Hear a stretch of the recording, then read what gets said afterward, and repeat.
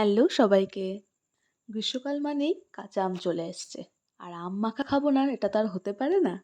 আমার তো মনে হয় আমাদের মেয়েদের কাঁচা আম কথাটা শুনলেই জিভে জল চলে আসে। গতকাল বাবা বাজার থেকে আম এনেছিল। আর সেখান থেকে আম নিয়েই ধুয়ে কেটে নুন চিনি আর কাঁচা লঙ্কা দিয়ে আচ্ছা করে মেখে বানিয়ে ফেলেছি আম মাখা।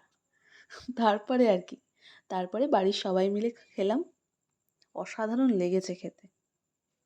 শেষমেশ তো বাটি নিয়ে কাড়াকাড়ি শুরু হয়ে গেছিল আম মাখার শেষের জলটা কে খাবে বলে।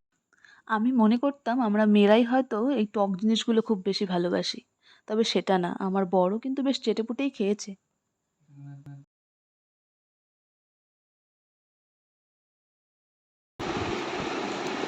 জল পড়ছে কেমন? সেই